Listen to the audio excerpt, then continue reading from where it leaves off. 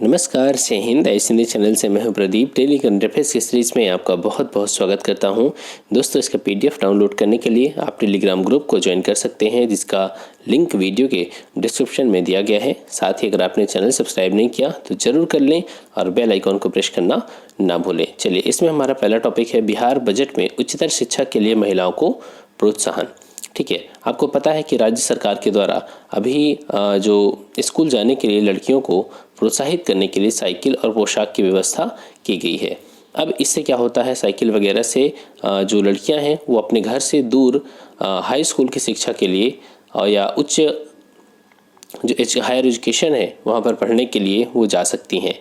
इसके बाद high school के बाद उच्च शिक्षा के प्रति महिलाओं में जागरूकता और अभिरुचि पैदा करने के लिए उन्हें प्रोत्साहन राशि देने की योजना बनाई गई है। इसमें क्या होगा, आप देख सकते हैं, अगर इंटर पास करती हैं लड़कियां, अविवाहित लड़कियां, तो उन्हें 25,000 रुपये, और ग्रेजुएशन तक वो पढ़ाई करती हैं और अविवाहित रहती हैं तो उन्हें कितना मिलेगा, 50,000 रुपये की आर्थिक सहायता प्रदान की जाएगी। इसके लिए शिक्षा विभाग के बजट में 600 करोड़ रुपए का प्रावधान किया गया है। ठीक है, कहने का मतलब इससे कई चीज़ें होंगी। जैसे कि पहली चीज़ तो ग्रेजुएशन करते करते कम से कम 20 और 21 साल एज हो जाती है, तो 20 और 21 साल तक लड़कियां क्या रहेंगी, अविवाहित रहेंगी। इससे क्या होगा, इससे आपको पता है कि बिहार, यूपी, जो नॉर्थ के राज्य हैं, यहाँ पर TFR ज़्यादा है, टोटल फर्टिलिटी रेट ज़्यादा होने का मतलब है कि यहाँ पर जो संतानोत्पत्ति है, यहाँ पर जन्म दर ज़्यादा होने की वजह से, TFR ज़्यादा होने की वजह से यहाँ पर बच्चे ज़्यादा पैदा हो रहे हैं। इसका एक बहुत बड़ा कारण है कम उम्र में विवाह का होना, तो 20-21 साल तक शादी नहीं होगी। ठीक है, तो इससे संतान उत्पत्ति मतलब कि जन्मदर वगैरह में भी कमी आएगी। दूसरी बात, एजुकेशन को बढ़ावा मिलेगा। लड़कियां कम से कम पैसे के लिए ही सही, हालांकि अब तो इस भाव के साथ तो नहीं हो रहा, ठीक है, कि हम पैसे के लिए अपने बच्चों को पढ़ाएंगे, बल्कि अब लोगों के अंदर से ही आ रहा है कि हमें अपने बच्चों को पढ़ाना चाहिए। कहीं ना कहीं इसके साथ जब वित्तीय प्रोत्साहन जुड़ गया तो और लोग भी प्रेरित होंगे कि हम अपने बच्चों को ग्रेजुएशन तक तो कम से कम पढ़ाई दें। ठीक है, तो इससे शिक्षा का स्तर बढ़ेगा। बिहार में एजुकेशन का जो लेवल है वो आगे जाएगा, लड़कियां नौकरियों के लिए भी कोशिश करेंगी। ठीक है, तो इससे बहुत सारी एक तरीके से महिला सशक्तिकरण और समाज का संपूर्ण विकास ये भी संभव हो पाएगा। ठीक है, चलिए आगे चलते हैं। एंटी करप्शन चैंपियंस अवार्ड आप देख सकते हैं। भारतीय सामाजिक कार्यकर्ता अंजलि भारद्वाज को, जो पारदर्शिता और जवाबदेही के मुद्दों के लिए काम करती हैं, उन्हें United states international anti corruption champions award से नवाजा गया है। ठीक है, इनके साथ साथ 11 अन्य लोगों को भी ये पुरस्कार प्रदान किया गया है। याद रखना, ये जो पुरस्कार है वो जो बाइडेन प्रशासन के द्वारा इसकी घोषणा की गई है। कहने का मतलब ये जो अवार्ड है वो अमेरिका के द्वारा प्रदान किया जाता है। आइए जान लेते हैं थोड़ा सा अंजलि भारद्वाज के बारे में। ये एक 48 वर्षीय कार्यकर्ता हैं जिन्होंने एक संगठन की स्थापना किया है जिसका नाम है सतर्क नागरिक संगठन। ठीक है, सतर्क नागरिक संगठन, और ये मुख्यतः भ्रष्टाचार को कम करने के क्षेत्र में काम करता है। ठीक है, चलिए, और एक चीज़ याद रखना, RTI, भारत में सूचना का अधिकार जो आंदोलन चला था कि RTI जो होना चाहिए वो भारत में लागू होना चाहिए। RTI एक्ट आया था, राइट टू इन्फॉर्मेशन एक्ट 2005। इसके आंदोलन में एक सक्रिय सदस्य के रूप में भी अंजलि भारद्वाज ने काम किया था। ठीक है, चलिए आगे चलते हैं। नरेंद्र मोदी स्टेडियम, भारत के राष्ट्रपति रामनाथ कोविंद ने 24 फरवरी 2021 को गुजरात के मोटेरा में दुनिया के सबसे बड़े स्टेडियम का उद्घाटन किया। पहला क्वेश्चन कि यहाँ पर कहाँ पर है ये, गुजरात के मोटेरा में। इसका उद्घाटन किसने किया, तो हमारे प्रेसिडेंट रामनाथ कोविंद जी ने किया। कब किया, 24 फरवरी 2021 को। ठीक है, पहले इसका नाम हुआ करता था मोटेरा स्टेडियम।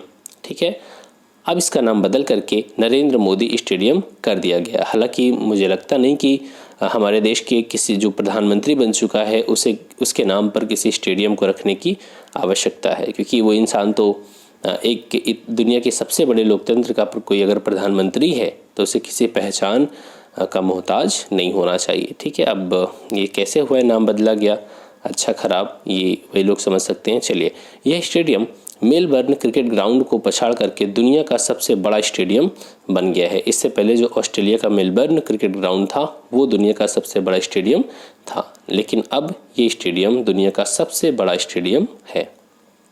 ठीक है, और यहाँ पर भारत और इंग्लैंड के बीच 24 फरवरी को जो टेस्ट शुरू हुआ उसकी ये जो मैदान है उसकी मेज़बानी करेगा, और ऐसा करके यह इतिहास बनाने जा रहा है। क्यों? क्योंकि इस दिन पिंक बॉल से ये टेस्ट मैच स्टार्ट हो रहा है। ठीक है, अभी तक आप देखते होंगे वाइट बॉल होती है, लेकिन अब जो है ये टेस्ट जो होगा वो पिंक बॉल से शुरू होगा। आगे चलते हैं, राष्ट्रीय शहरी डिजिटल मिशन के बारे में है। केंद्र सरकार ने 23 फरवरी 2021 को राष्ट्रीय शहरी डिजिटल मिशन लॉन्च किया है। कब? 23 फरवरी को राष्ट्रीय शहरी डिजिटल मिशन लॉन्च किया। अब आप देख सकते हैं इसका जो शुभारंभ है वो किसने किया? केंद्रीय आवास और शहरी मामलों के मंत्री हरदीप सिंह पुरी और इलेक्ट्रॉनिक्स और आईटी मंत्री रविशंकर प्रसाद दोनों के द्वारा मिल करके इसका शुभारंभ किया गया। इसको लॉन्च करते हुए हमारे जो हरदीप सिंह पुरी हैं उन्होंने क्या कहा कि 2022 तक शहरों में शहरी शासन, मतलब कि जो अर्बन गवर्नेंस है, और शहरों में सेवा प्रदान करने के लिए नागरिक केंद्रित और पारिस्थितिकी तंत्र द्वारा संचालित दृष्टिकोण को संस्थागत रूप देगा। कहने का मतलब है कि डिजिटल इंडिया को प्रमोट किया जा रहा है।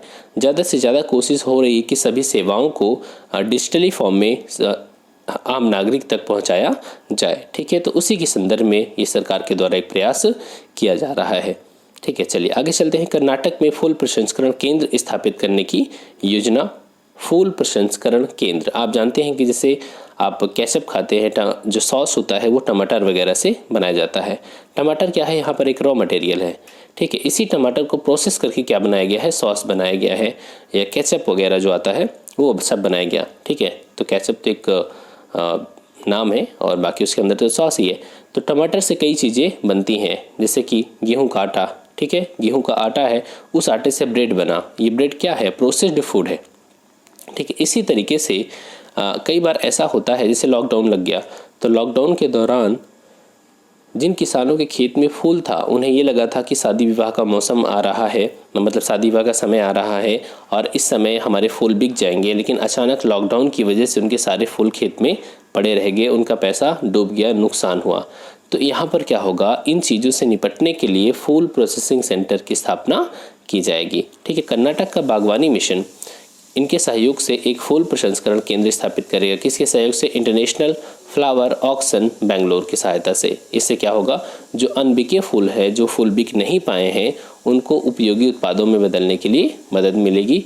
आप देख सकते हैं उन फूलों से क्या क्या चीज़ें बन सकती है। प्राकृतिक रंग बन सकते हैं, अगरबत्ती बन सकती है, कॉस्मेटिक उपयोग के लिए चीज़ें बन सकती हैं। ठीक है, इससे किसानों को नुकसान भी नहीं होगा अगर बाजार में कोई समस्या उत्पन्न हो जाती है। ठीक है, क्योंकि उनके जो फूल हैं वो खराब नहीं होंगे। क्लियर? चलिए अब चलते हैं एमसीक्यूज। हाल ही में बिहार बजट में उच्चतर शिक्षा के लिए महिलाओं को प्रोत्साहन हेतु कितनी राशि आवंटित की गई है? 200 करोड़, 300 करोड़, 500 करोड़, 600 करोड़। आपका सही आंसर क्या है? 600 करोड़। ठीक है, जो मतलब कि इंटर पास करने पे 25,000, और अगर अविवाहित लड़कियां ग्रेजुएशन करती हैं तो उन्हें कितना मिलेगा? 50,000। ठीक है, आगे चलते हैं नेक्स्ट क्वेश्चन की ओर। हाल ही में United states international anti corruption champion award किसे प्रदान किया गया? तो यहाँ पर अंजलि भारद्वाज को। क्लियर? नेक्स्ट क्वेश्चन, हाल ही में दुनिया के सबसे बड़े स्टेडियम नरेंद्र मोदी स्टेडियम का उद्घाटन किस राज्य में किया गया? आपको पता है कि पहले इसका नाम था मोटेरा स्टेडियम, अब इसे गुजरात में स्टेडियम है, अब इसका नाम बदल करके नरेंद्र मोदी स्टेडियम कर दिया गया। नेक्स्ट क्वेश्चन, हाल ही में राष्ट्रीय शहरी डिजिटल मिशन किसके द्वारा लॉन्च किया गया? तो राष्ट्रीय शहरी डिजिटल मिशन को हरदीप सिंह पुरी और रविशंकर प्रसाद दोनों लोगों के द्वारा मिल करके लॉन्च किया गया। तो यहाँ पर आपका सही आंसर क्या हो जाएगा? इनमें से एक से अधिक। क्लियर? नेक्स्ट क्वेश्चन, हाल ही में किस राज्य में फूल प्रसंस्करण केंद्र स्थापित करने का निर्णय लिया गया है? तो यहाँ पर सही आंसर क्या है? कर्नाटका, तमिलनाडु, महाराष्ट्र, गुजरात। तो सही आंसर है कर्नाटका। ठीक है, तो दोस्तों यहाँ तक हमने क्वेश्चन भी सॉल्व कर लिया। तो दोस्तों ये आज का वीडियो, आई होप कि आपको अच्छा लगा होगा, और प्लीज़ वीडियो को शेयर करना मत भूलना। Thanks for watching, keep smiling.